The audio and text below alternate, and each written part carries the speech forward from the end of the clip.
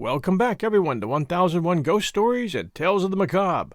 This is your host, John Hagedorn. Today's story, The Ghost of Washington, has a sort of a special twist for me.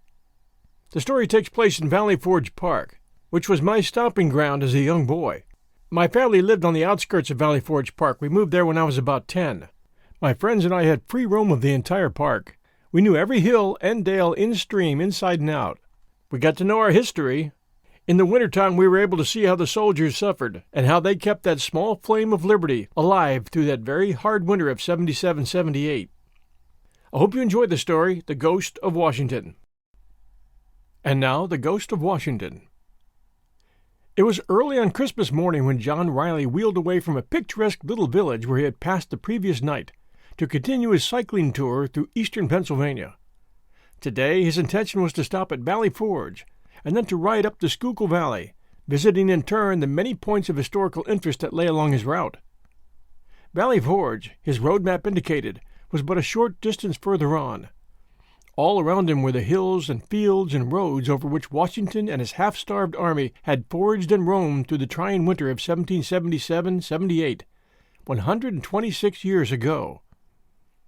It was a beautiful Christmas day, truly, and as he wheeled along, young Riley's thoughts were almost equally divided between the surrounding pleasant scenery and the folks at home, who, he knew very well, were assembling at just about the present time around a heavily laden Christmas tree in the front parlor. The sun rose higher and higher, and Riley pedaled on down the valley, passing every now and then the quaint, pleasant-looking farmhouses, many of which, no doubt, had been built anterior to the period which had given the vicinity its history. Arriving, finally, at a place where the road forked off in two directions, Riley was puzzled which way to go. There happened to be a dwelling close by. Accordingly, he dismounted, left his wheel leaning against a gate-post at the side of the road, and walked up the wretchedly flagged walk leading to the house, with the idea of getting instructions from its inmates. Situated in the center of an unkept field of rank grass and weeds, the building lay back from the highway probably 150 feet. It was long and low in shape, containing but one story and having what is termed a gabled roof, under which there must have been an attic of no mean size. On coming close to the house, a fact Riley had not noticed from the road became plainly evident. It was deserted. He saw that the roof and side shingles were in wretched condition, that the window sashes and frames as well as the doors and door frames were missing from the openings in the side walls, where once they had been, and that the entire side of the house, including that part of the stone foundation which showed above the ground, was full of cracks and seams. At first, on the point of turning back, he concluded to see what the interior was like anyway. Accordingly, he went inside. Glancing around the large, dust-filled room he had entered, his gaze at first failed to locate any object of the least interest. A rickety-appearing set of steps went up into the attic from one side of the apartment, and over in one corner was a large open fireplace, from the walls of which much of the brickwork had become loosened and fallen out. Riley had started up the steps toward the attic, when happening to look back for an instant, his attention was attracted to a singular-looking, jug-shaped bottle no larger than a vinegar cruet, which lay upon its side on the hearth of the fireplace, partly covered up by debris of loose bricks and mortar. He hastened back down the steps and crossed the room, taking the bottle up in his hand and examining it with curiosity. Being partly filled with a liquid of some kind or other, the bottle was very soon uncorked and held under the young man's nose. The liquid gave forth a peculiar, pungent, and inviting odor. Without further hesitation, Riley's lips sought the neck of the bottle. It is hardly possible to describe the pleasure and satisfaction his senses experienced as he drank. While the fluid was still gurgling down his throat, a heavy hand was placed most suddenly on his shoulder, and his body was given a violent shaking. The bottle fell to the floor and was broken into 100 pieces. "Well, hello," said a rough voice almost in Riley's ear. "Who are you, anyway? And what are you doing within the lines? A spy? I'll be bound." As most assuredly there had been no one else in the vicinity of the building when he had entered it, and with equal certainty no one had come down the steps from the attic, Riley was naturally surprised and mystified by this unexpected assault. He struggled instinctively to break loose from the unfriendly grasp, and when he finally succeeded, he twisted his body around so that he faced across the room. Immediately he made the remarkable discovery that there were 4 other persons in the apartment. 3 uncouth-looking fellows habited in fantastic but ragged garments, and a matronly-looking woman, the latter standing over a washtub which had been elevated upon 2 chairs in a corner near the fireplace. To all appearance the woman had been busy at her work and had stopped for the moment to see what the men were going to do. Her waist sleeves were rolled up to the shoulders, and her arms dripped with water and soap suds. Over the tops of the tubs, partly filled with water, there were visible the edges of several well-soaked fabrics.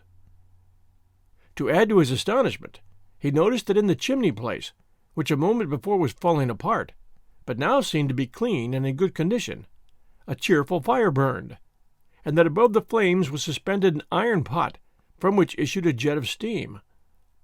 He noticed also that the entire appearance of the room had undergone a great change. Everything seemed to be in good repair, tidy and neat, the ceilings, the walls, and the door, even the stairway leading to the attic. The openings in the walls were fitted with window sashes and well-painted doors. The apartment had, in fact, evolved under his very eyesight from a state of absolute ruin into one of excellent preservation. All of this seemed so weird and uncanny that Riley stood for a moment or two in the transformed apartment, utterly dumbfounded, with his mouth wide open and his eyes all but popping out of his head. He was brought to his senses by the fellow who had shaken him, growling out, "Come, explain yourself." "An explanation is due me," Riley managed to gasp. "Don't bandy words with the rascal, Harry," one of the other men spoke up. "Bring him along to headquarters." Thereupon, without further parley, the 3 men marched Riley in military fashion into the open air and down to the road. Here he picked up at the gate-post his bicycle, while they unstacked a group of 3 old-fashioned-looking muskets located close by. When the young man had entered the house a few minutes before, this stack of arms had not been there. He couldn't understand it. Neither could he understand, on looking back at the building as he was marched off down the road, the mysterious agency that had transformed its dilapidated exterior, just as had been the interior, into a practically new condition. While they trudged along, the strangers exhibited a singular interest in the wheel Riley pushed at his side, running their coarse hands over the frame and handlebar, and acting on the whole as though they had never before seen a bicycle. This in itself was another surprise. He had hardly supposed there were 3 men in the country so totally unacquainted with what is a most familiar piece of mechanism anywhere. At the same time that they were paying so much attention to the wheel, Riley in turn was studying with great curiosity his singular-looking captors. Rough, unprepossessing appearing fellows they were, large of frame and unshaven, and, it must be added, dirty of face. What remained of their very ragged clothing, he had already noticed, was of a most remarkable cut and design, resembling closely the garments worn by the Continental militiamen in the War of Independence. The hats were broad, low of crown, and 3-cornered in shape. The trousers were buff-colored and ended at the knees, and the long, blue spike-tailed coats were flapped over at the extremities of the tails, the flaps being fastened down with good-sized brass buttons. Leather leggings were strapped around cowhide boots, through the badly worn feet of which, in places where the leather had cracked open, the flesh, unprotected by stockings, could be seen. Dressed as he was, in a cleanly, gray cycling costume, Riley's appearance, most assuredly, was strongly in contrast to that of his companions. We'll return to our story right after this sponsor message. And now, back to our story. After a brisk walk of 20 minutes, during which they occasionally met and passed by 1 or 2, or perhaps a group of men clothed and outfitted like Riley's escorts, the little party followed the road up a slight incline and around a well-wooded bend to the left, coming quite suddenly, and to the captive, very unexpectedly, to what was without a doubt a military encampment, a village, in fact, composed of many rows of small log huts. Along the streets, between the buildings, muskets were stacked in hundreds of places. Over in one corner, on a slight eminence commanding the road up which they had come, and cleverly hidden from it behind trees and shrubbery, the young man noticed a battery of field pieces. Wherever the eye was turned on this singular scene were countless numbers of soldiers, all garmented in 3-cornered hats, spike-tailed coats, and knee breeches, walking lazily hither and thither, grouped round crackling fires, or parading up and down the streets in platoons under the guidance of ragged but stern-looking officers. Harry stopped the little procession of 4 in front of one of the larger of the log houses. Then, while they stood there, the long blast from a bugle was heard, followed by the roll of drums. A minute or two afterward, several companies of militia marched up and grounded their arms, forming 3 sides of a hollow square around them, the 4th and open side being toward the log house. Directly succeeding this maneuver, there came through the doorway of the house and stepped up the center of the square, stopping directly in front of Riley, a dignified-looking person, tall and straight and splendidly proportioned to figure, and having a face of great nobility and character. The cold chills chased one another down Riley's back. His limbs swayed and tottered beneath his weight. He had never experienced another such sensation of mingled astonishment and fright. He was in the presence of General Washington. Not a phantom Washington, either, but Washington in the flesh and blood, as material and earthly a being as ever crossed a person's line of vision. Riley, in his time, had seen so many portraits, marble busts, and statues of the great commander that he could not be mistaken. Recovering the use of his faculties, which for the moment he seemed to have lost, Riley did the very commonplace thing that others before him have done when placed unexpectedly in remarkable situations. He pinched himself to make sure that he was in reality wide awake and in the natural possession of his senses. He felt like pinching the figure in front of him also, but he could not muster up the courage to do that. He stood there trying to think it all out, and as his thoughts became less stagnant, his fright dissolved under the process of reasoning his mind pursued.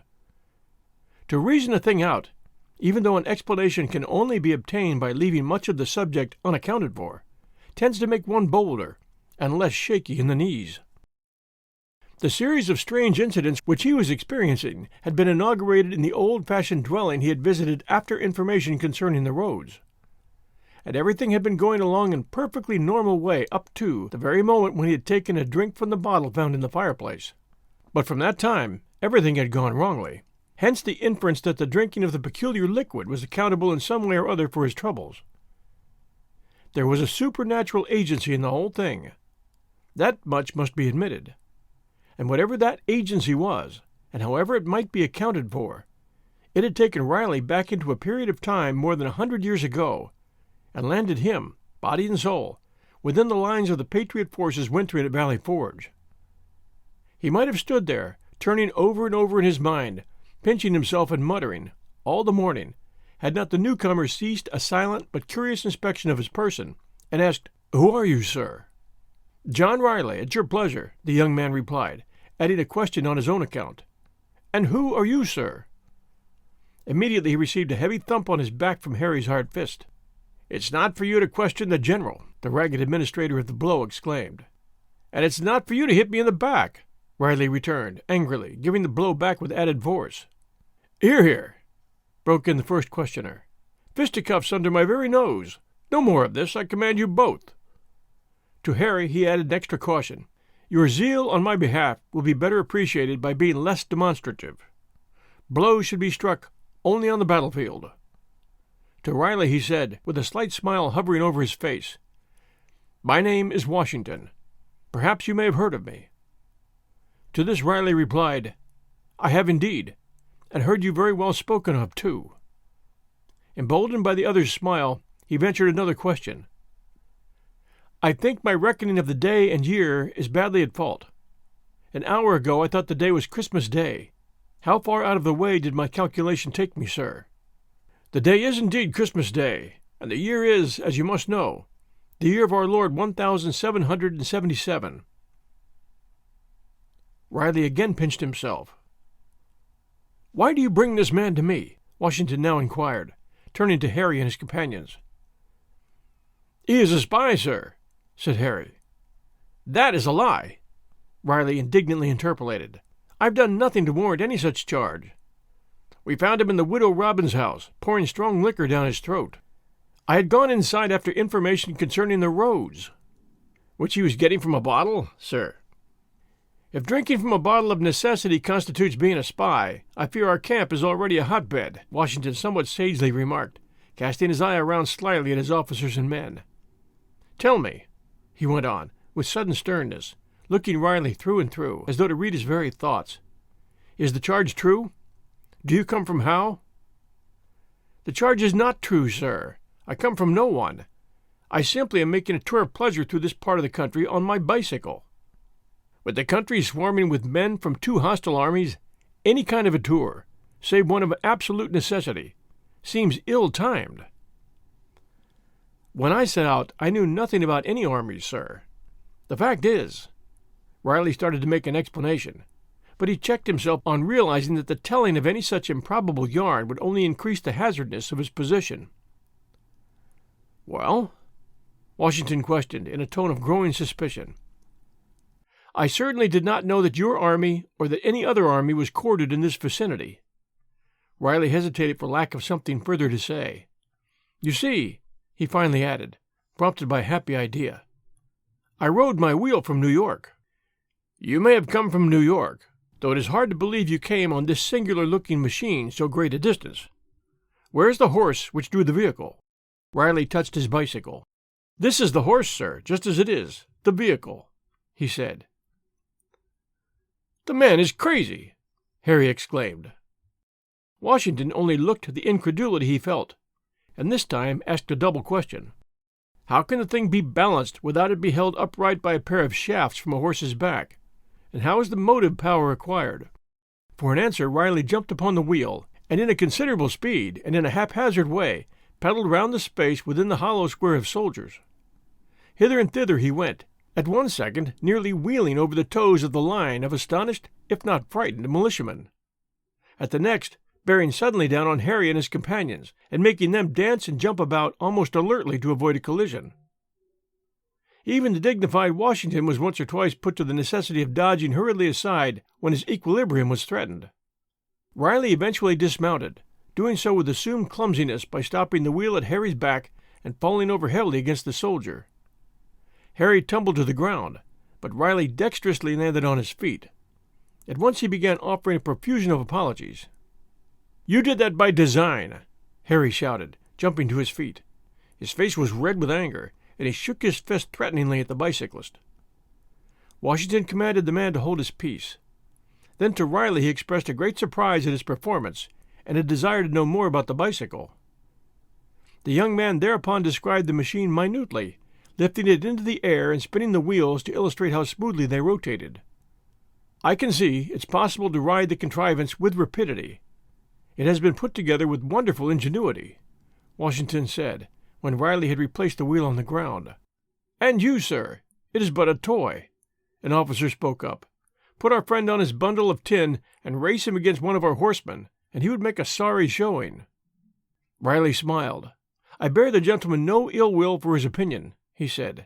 Still, I should like to show him by a practical test of the subject that his ignorance of it is most profound. You would test the speed of this machine against that of a horse? Washington said, in amazement. I would, sir. You have a good road yonder.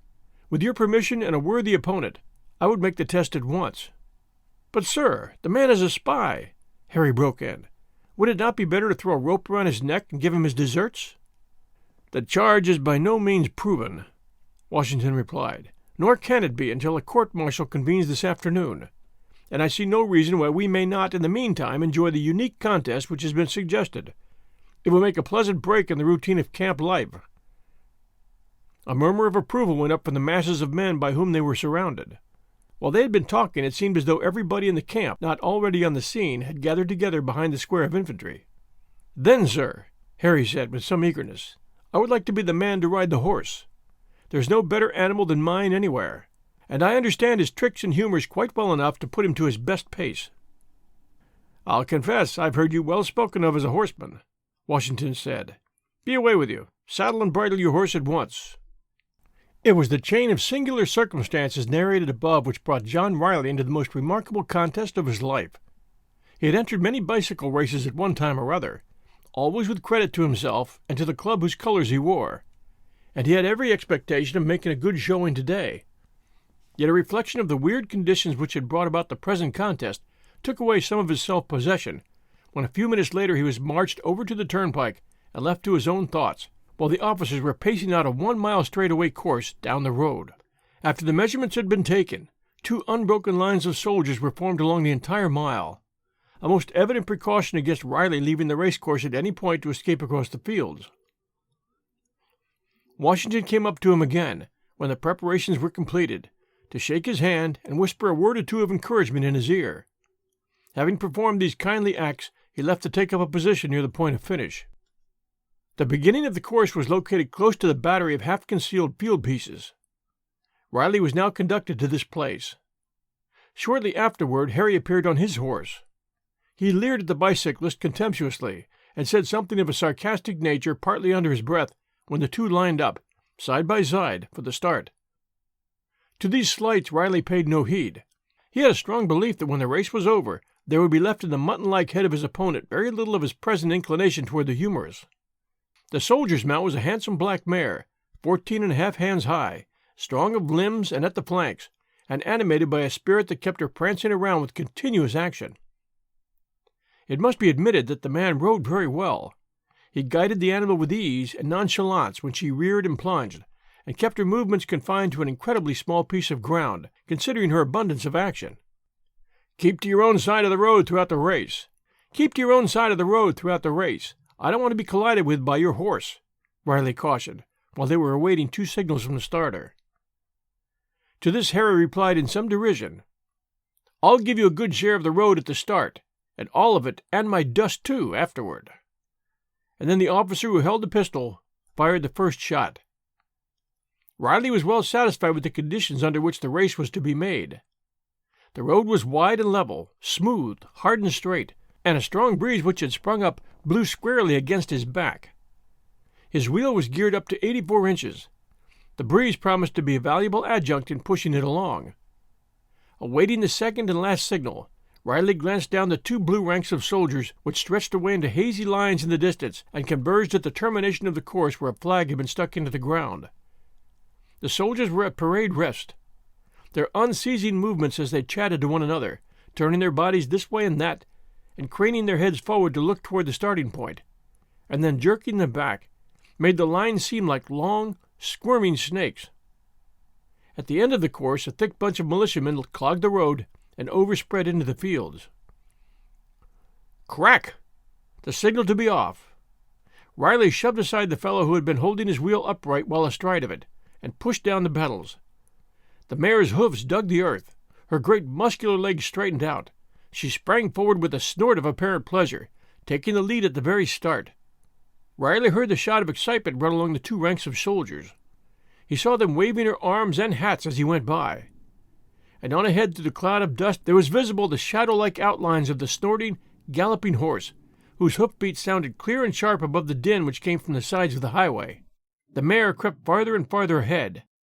Very soon 100 feet or more of the road lay between her and the bicyclist. Harry turned in his saddle and called out another sarcasm.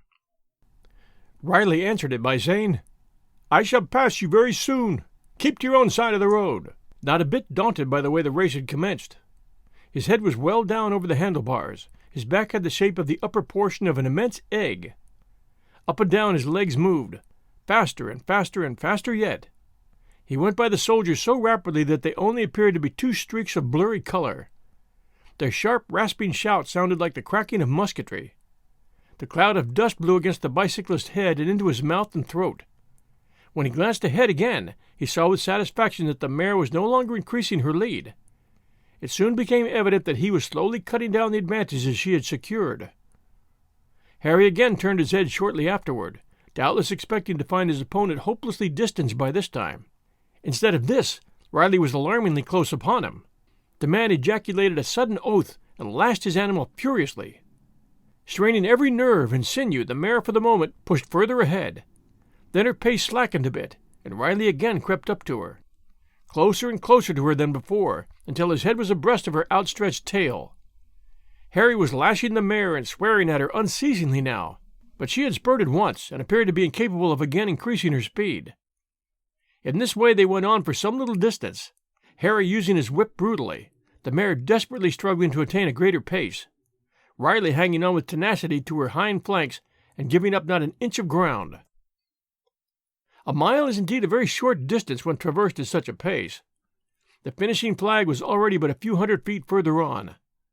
Riley realized that it was time now to go to the front. He gritted his teeth together with determination and bent his head down even farther toward his front wheel. Then his feet began to move so quickly that there was only visible an indistinct blur at the sides of his crankshaft. At this very second, with a face marked with rage and hatred, Harry brought his horse suddenly across the road to that part of it which he had been warned to avoid. It is hard to tell what kept Riley from being run into and trampled underfoot. An attempt at backpedaling, a sudden twist of the handlebar, a lurch to one side that almost threw him from his seat. Then, in the fraction of a second, he was over on the other side of the road, pushing ahead of the mare almost as though she were standing still. The outburst of alarm from the throats of the soldiers changed when they saw that Riley had not been injured. First into a shout of indignation at the dastardly attempt which had been made to run him down, and then into a roar of delight when the bicyclist breasted the flag a winner of the race by 20 feet. As he crossed the line, Riley caught a glimpse of Washington. He stood close to the flag and was waving his hat in the air with the enthusiasm of a schoolboy. Riley went on down the road, slackening his speed as effectively as he could. But before it was possible to entirely stop his wheel's momentum, the noisy acclamations in his rear ceased with startling suddenness. He turned in his saddle and looked back. As sure as St. Peter, he had the road entirely to himself. There wasn't a soldier, or the ghost of a soldier, in sight. As soon as he could, he turned his bicycle about and rode slowly back along the highway, now so singularly deserted, looking hither and thither in vain for some trace of the vanished army. Even the flag which had been stuck into the ground at the end of the 1-mile racecourse was gone. The breeze had died out again, and the air was tranquil and still. In the branches of a nearby tree, 2 sparrows chirped and twittered peacefully. Riley went back to the place where the camp had been. He found there only open fields on one side of the road and a clump of woodland on the other. He continued on down the little hill up which Harry and his companions had brought him a few hours previously, and followed the road on further, coming finally to the fork in it near which was located the old farmhouse wherein he had been taken captive. The house was, as it had been when he had previously entered it, falling apart from age and neglect. When he went inside, he found lying on the brick hearth in front of the fireplace a number of pieces of broken glass. The end. I hope you enjoyed this story, The Ghost of Washington. I can promise you that my friends and I never did find a ghost, but one summer when I had returned from camp, one of my friends who had stayed home that summer spent his days exploring Valley Forge Park, and one day found a cave. From that cave he found a wooden carriage with 2 wheels, and he couldn't resist the temptation of bringing it home. When his father got home from work, he said, "Where in the world did you get that?" And my friend explained that he had found a cave up in Valley Forge Park. Together they loaded it in the station wagon and went to the Valley Forge Park Authority. And true enough, it was a wheeled wooden carrier for cannonballs and a flag, one of the many items that Washington had stored in a number of caves throughout Valley Forge Park, along with weapons and ammunition, just in case the British, who were living it up in nearby Philadelphia, only 18 miles away, decided to attack. It's a good thing they never did. Thanks for joining us for The Ghost of Washington. If you enjoyed our story, please do send us a review. We appreciate reviews very much, and it helps new listeners find us. Until next week Sunday night at 8 p.m. Everyone, stay safe, take care, and we'll be back soon. This story comes from an old book called 25 Ghost Stories, compiled and edited by W. Bob Holland. Copyright 1904 by J.S. Ogilvy Publishing Company, Rose Street, New York. Hope you enjoyed it.